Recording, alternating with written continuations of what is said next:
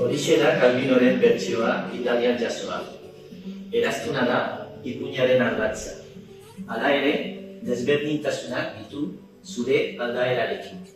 Eraztuna bai, baina arainik ez da ageri, inondik inora Calvinorenean. Ondorioz, esango duke, Herodotorena dela urrezko eraztunaren iturririk zuzenena. Herodotok historia liburua Kristo aurreko 5. mendean idatzi zuen gutxi gorabehera eta garaiko ahozko kulturako gauza ugari jaso zituen bertan. Tartean urrezko eraztunaren ipuina. Hauxe bera. Bazen, Polikrates izeneko errege bat Grezian aldean. Polikrates zoriontsu bizi zen, eta alase adierazi zioan Amazizi, Egiptoko lagun bati, gutun batean.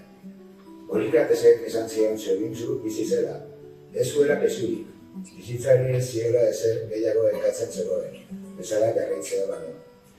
Amaziz, haserretu egin zitzaion, Garbilo, haserretu ere. Eta esan zion ardurabekeria zela, zoriontsua zela esatea. Horrek inbidia baino ez ziola sortuko inguruan. Eta aholku bat eman zion, zoriontsua izatea ez zela nahikoa eta sufritu egin behar zuela. Horretarako, sufritzeko alegia, gehien maite zuen gauza galdu behar zuen. Polikrates pentsako geratu zen, baina azkenik, Amaziz adizkieraren taiaren ezana jarraitzia deliberatu zuen.